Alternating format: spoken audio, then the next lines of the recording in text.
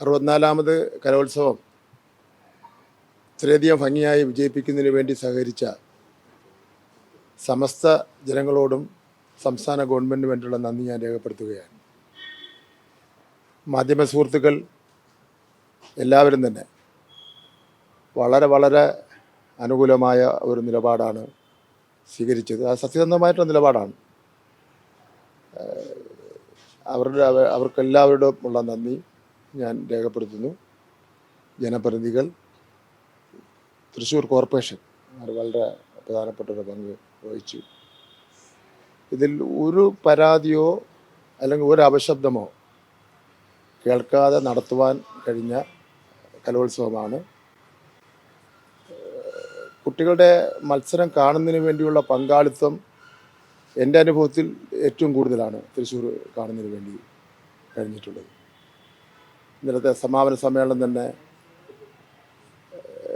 വലിയ ജനക്കൂട്ടമായിട്ട് പോലും, മോഹൻലാലിനെ പോലുള്ള ആൾക്കാർ പങ്കെടുത്തിട്ട് പോലും ഒരു അപശബ്ദമില്ലാതെ കൃത്യം 4 മണിക്കെന്ന് പറഞ്ഞു, 6 മണിക്ക് അവസാനിക്കുമെന്ന് പറഞ്ഞു. കൃത്യം 2 മണിക്കൂറെടുത്ത് 6 ആവാൻ 2 മിനിറ്റ് ഉള്ളപ്പോൾ ചടങ്ങ് അവസാനിക്കുന്ന സ്ഥിതിവിശേഷം ഉണ്ടായി. ഞാൻ ഇന്നലെ സൂചിപ്പിച്ചതുപോലെ ഇതിൻ്റെ ഒരു പ്രശസ്തിയും പ്രാധാന്യവും ജനങ്ങളുടെ ശ്രദ്ധയും മാധ്യമങ്ങളുടെ ശ്രദ്ധയൊക്കെ തന്നെ വർദ്ധിച്ചു വരുന്ന കാലഘട്ടത്തിൽ ഇതിൻ്റെ നിയമാവലിയിലും നടത്തിപ്പിൻ്റെ മറ്റ് നിയമങ്ങളിലുമൊക്കെ തന്നെ കാലോചിതമായിട്ടുള്ള മാറ്റങ്ങൾ വരുത്തേണ്ടതാണ്. അത് പഠിക്കുന്നതിന് വേണ്ടി ഒരു കമ്മിറ്റിയെ പൊതുവിദ്യാഭ്യാസ വകുപ്പ് നിയമിക്കുന്നതാണ്. ആ കമ്മിറ്റിയുടെ ശുപാർശയും കൂടെ ഗവൺമെൻറ് പരിശോധിച്ചുകൊണ്ട് അതിലെന്തൊക്കെ മാറ്റങ്ങൾ വരുത്തണം എന്നെ സംബന്ധിച്ചിടത്തോളം, എന്തൊക്കെ മാറ്റങ്ങൾ ഞാൻ പറഞ്ഞു വെച്ചാൽ പിന്നെ A മുതൽ Z വരെയുള്ള വിഷയങ്ങൾ, കലോത്സവവുമായി ബന്ധപ്പെട്ടുള്ള വിഷയങ്ങൾ, അതിൽ മാറ്റങ്ങൾ വരുത്തണമെന്ന് ആലോചിക്കുന്നുണ്ട്. അടുത്ത കലോത്സവത്തിന്റെ സംഘാടകനായിട്ട് അങ്ങനെ തന്നെ നമുക്ക് കാണാൻ കഴിയുമോ? നമുക്കത് അപ്പോഴും നോക്കാം, പറയാൻ പറ്റുള്ളൂ.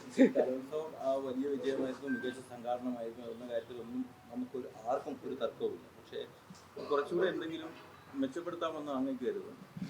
നമുക്ക് മെച്ചപ്പെടുത്താനുണ്ട്, ഇനിയും കുറച്ച് കൂടുതൽ മെച്ചപ്പെടുത്താനുണ്ട്. നമുക്ക് ഇപ്രാവശ്യം ഒരു പ്രത്യേകത ഞാൻ കണ്ടത്, പിന്നെ സ്റ്റാൻഡേർഡ് ഉണ്ടായിരുന്നു പ്രോഗ്രാമിന്. മത്സരത്തിനും കുട്ടികളുടെ മത്സരത്തിനൊക്കെ സ്റ്റാൻഡേർഡ് ഉണ്ടായിരുന്നു. ഇപ്പോൾ ഉദാഹരണം, ഇപ്പോൾ ഈ മത്സരത്തിൽ പങ്കെടുക്കാൻ സാധാരണക്കാരൻ്റെ കുട്ടികൾക്ക് വലിയ പ്രയാസമായി തോന്നുകയാണ്. ഞാൻ ശ്രദ്ധിക്കപ്പെട്ട ഒരു കാര്യം, ഇപ്പോൾ കോസ്റ്റ്യൂം എന്നെല്ലാം പറഞ്ഞാൽ വലിയ തുകയ്ക്കുള്ള കോസ്റ്റ്യൂംസാണ് വാങ്ങേണ്ടി വരുന്നത്. അപ്പോൾ അതടക്കമുള്ള കാര്യങ്ങൾ പരിശോധിക്കണമെന്നാണ് ഞാൻ പറയുന്നത്. സംസ്ഥാന ഗവൺമെൻറ് നടത്തുന്ന ഒരു കലോത്സവത്തിൽ പിന്നെ സ്വന്തമായി വീടില്ലാത്തവൻ ഒരു 10,000-10,000 രൂപ മുടക്കിയുള്ള കോസ്റ്റ്യൂം ഉണ്ടെങ്കിലേ മത്സരത്തിൽ പങ്കെടുക്കാൻ പറ്റുള്ളൂ. അപ്പോൾ ആ ഒരു അവസ്ഥയൊക്കെ തന്നെ നമ്മൾ അഡ്രസ്സ് ചെയ്യേണ്ടതായിട്ടുണ്ട്. ഇതുവരെ 64 വരെ ഇല്ലായിരുന്നു, ഇനി വരുന്നതിൽ അതൊക്കെ അഡ്രസ്സ് ചെയ്യേണ്ടതായിട്ടുണ്ട്. നിങ്ങൾക്ക് തോന്നുന്നില്ലേ അങ്ങനെ ഒരു ലക്ഷങ്ങൾ ചിലവഴിക്കേണ്ടി വരുന്നു? അപ്പം അതിൽ അവരെയും കുറ്റം പറയാൻ പറ്റില്ല. കാര്യം കോസ്റ്റ്യൂമിന് മാർക്കുണ്ട്. അപ്പോൾ ഏറ്റവും മാർക്ക് കിട്ടാൻ പറ്റുന്ന കോസ്റ്റ്യൂം ആകുമ്പോൾ വില കൂടിക്കൊണ്ടിരിക്കും. അപ്പോൾ അതടക്കമുള്ള കാര്യങ്ങൾ നമുക്ക് ഇനി വരാൻ പോകുന്ന മത്സരങ്ങളിൽ നമുക്കത് അഡ്രസ്സ് ചെയ്യണം. ഞാൻ നിയോഗിക്കാൻ വേണ്ടി പോകുന്ന കമ്മിറ്റി ആ കാര്യങ്ങളൊക്കെ തന്നെ പരിശോധിക്കപ്പെടാൻ വേണ്ടി പോകുന്ന ഒരു കമ്മിറ്റിയാണ്. ഇനിയിപ്പോൾ നമ്മൾ രാഷ്ട്രീയത്തിലേക്ക് വന്നാൽ, കഴിഞ്ഞ ദിവസം SNDPയും NSSും ഒരു ഒന്നിച്ച് മുന്നോട്ട് പോകുക എന്നുള്ള ഒരു ധാരണയിലേക്ക് വരുന്നുണ്ട്. അത് കേരളത്തിൽ എത്രമാത്രം അനുകൂലമാണ്? എന്താണ് അങ്ങയുടെ? അത് നമ്മുടെ പിന്നെ SNDP ആയിരുന്നാലും NSS ആയിരുന്നാലും KPMS ആയിരുന്നാലും പിന്നെ മുസ്ലിം ഓർഗനൈസേഷൻസ് ആയിരുന്നാലും അവരെല്ലാം കൂടെ ഐക്യത്തോടുകൂടി ഒറ്റക്കെട്ടായി കേരളത്തിൻ്റെ താല്പര്യങ്ങൾ സംരക്ഷിക്കാൻ വേണ്ടി മുന്നോട്ട് പോകുന്നത് നല്ല കാര്യം തന്നെയാണ്. അവരുടെയും പാരമ്പര്യത്തിൽ നിന്ന് നമുക്ക് തള്ളിക്കളയാൻ വേണ്ടി പറ്റില്ല. ഇപ്പോൾ SNDPക്ക് മഹത്തായ ഒരു വലിയ പാരമ്പര്യം ഉണ്ട്. ശ്രീനാരായണ ഗുരുദേവൻ്റെ മുതലുള്ള മഹത്തായ ഒരു പാരമ്പര്യം SNDPക്ക് ഉണ്ട്. NSSന് അതേപോലെ മന്നത്ത് പത്മനാഭൻ മുതലുള്ള ബഹുമാനപ്പെട്ട വ്യക്തിത്വങ്ങളുടെ പാരമ്പര്യം ഉണ്ട്.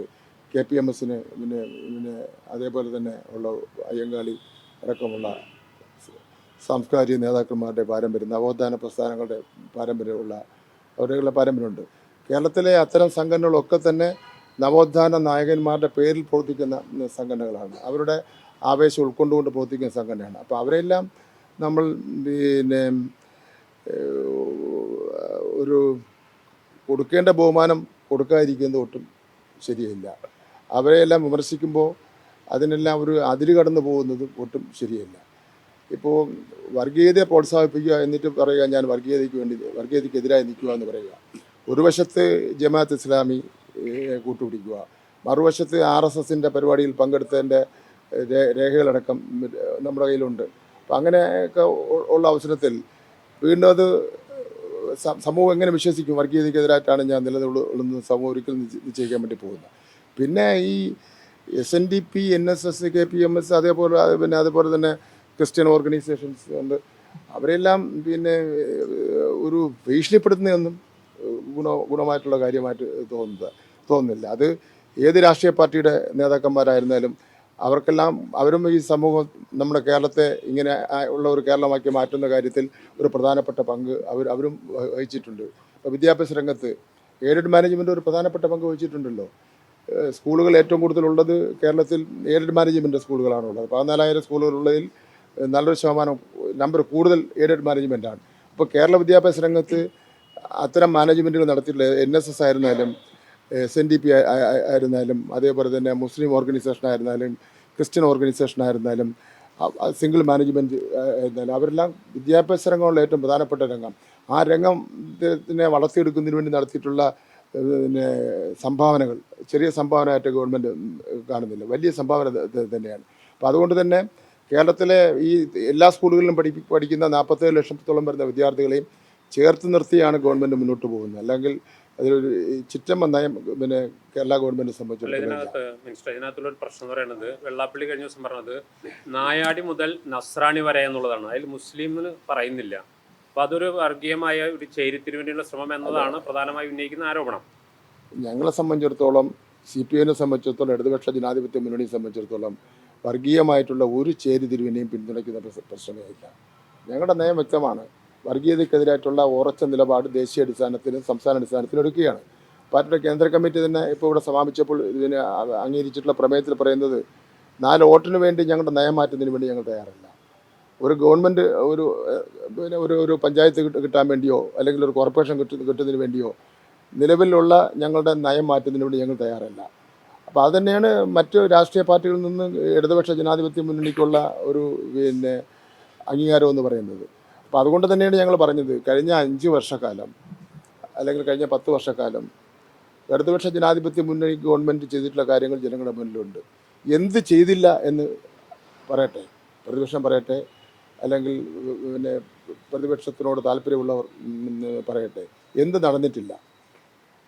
ഏതെങ്കിലും ഒരു മന്ത്രിമാരുടെ പേരിൽ എന്തെങ്കിലും 1 രൂപയുടെ അഴിമതി ആരോപണം ഉന്നയിക്കുന്നതിന് വേണ്ടി കഴിഞ്ഞിട്ടുണ്ട്. അപ്പം ഞങ്ങൾ അതെല്ലാം ഉള്ളത് കൊണ്ട് തന്നെ അഭിമാനത്തോടെ പറയുന്നത് 110 സീറ്റ് നേടി ഇടതുപക്ഷ ജനാധിപത്യ മുന്നണി വീണ്ടും അധികാരത്തിൽ വരുന്നതിന് വേണ്ടിയുള്ള എല്ലാ സാഹചര്യങ്ങളുണ്ട്. ഞങ്ങളിൽ മുഖ്യമന്ത്രിക്ക് വേണ്ടിയുള്ള തർക്കമില്ല, അതിനുവേണ്ടിയുള്ള പോരും ഞങ്ങളുടെ ഇടതുപക്ഷ ജനാധിപത്യ മുന്നണിയിലും CPM-ലും ഇല്ല. പിണറായി വിജയൻ തന്നെയായിരിക്കും അടുത്ത മുഖ്യമന്ത്രി സ്ഥാനാർത്ഥി?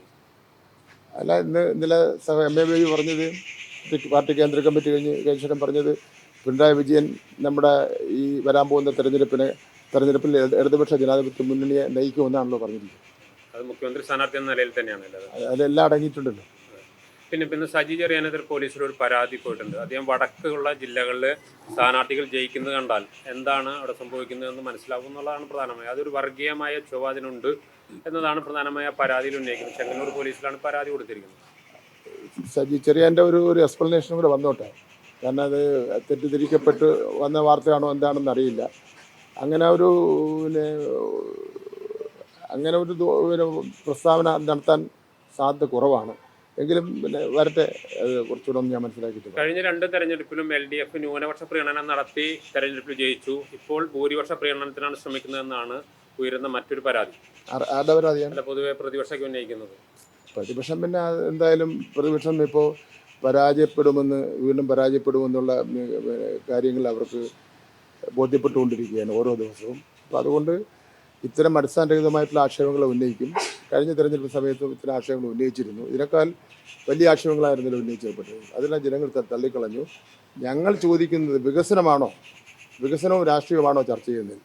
ഞങ്ങൾക്ക് ഈ രണ്ട് കാര്യങ്ങളിൽ എന്താ കുറവുള്ളത്, എന്താ പ്രശ്നമാണ് സംഭവിച്ചിട്ടുള്ളത്? ഇതാണ് ജനങ്ങളുടെ മുന്നിൽ പറയേണ്ടത്. ഏത് വികസനം നടന്നിട്ടില്ല, നടക്കില്ല എന്ന് കരുതി കഴിഞ്ഞ UDF ഗവൺമെൻറ് ഉപേക്ഷിക്കപ്പെട്ട പല കാര്യങ്ങളും നടന്നുകൊണ്ടിരിക്കുകയാണ്. ഏത് മന്ത്രിയുടെ കീഴിലുള്ള ഏത് പ്രവർത്തനമാണ് മോശമാണെന്ന് പറയാൻ വേണ്ടി പറ്റുന്നത്?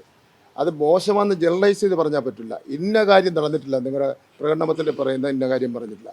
ഞങ്ങളിതാ തീർത്തും പറയുന്നു, കേരള ജനതയുടെ മുന്നിൽ പറയുന്നു, ഇടതുപക്ഷ ജനാധിപത്യ മുന്നണി ഇപ്പോൾ രണ്ടാം പിണറായി ഗവൺമെൻറ് അധികാരത്തിൽ വരുന്നതിന് വേണ്ടി അവതരിപ്പിക്കപ്പെട്ട പ്രകടന പത്രികയിൽ പറയുന്ന 98% കാര്യങ്ങൾ ഞങ്ങൾ നടപ്പിലാക്കി കഴിഞ്ഞിരിക്കുന്നു. സാധാരണ പ്രകടന പത്രിക വലിച്ചേറി കളയുന്നതാണ്. എന്ന് മാത്രമല്ല, കേന്ദ്ര ഗവൺമെൻറ് ഇത്രയും അവഗണനയും ഞങ്ങൾ സാമ്പത്തികപരമായി ഞെരുക്കിയിട്ട് പോലും ഒരു ബുദ്ധിമുട്ടും ഒരു വികസന പ്രവർത്തനങ്ങൾക്ക് ഞങ്ങൾ വരുത്തിയിട്ടില്ല എന്നുള്ളത് ഞങ്ങൾ അഭിമാനത്തോടുകൂടി പറയുന്നതിന് വേണ്ടി കഴിയും. അപ്പോൾ കേരളത്തിലെ ജനങ്ങൾക്ക് ഞങ്ങൾക്കേ വോട്ട് ചെയ്യാൻ വേണ്ടി പറ്റുള്ളൂ. ഞങ്ങളെ വീണ്ടും അധികാരത്തിൽ വരുന്നതിന് വേണ്ടി അവർ ആഗ്രഹിക്കുന്നുള്ളൂ. അതാണ് നടക്കാൻ വേണ്ടി പോകുന്നത് എന്നുള്ള കാര്യത്തിൽ തർക്കമില്ല.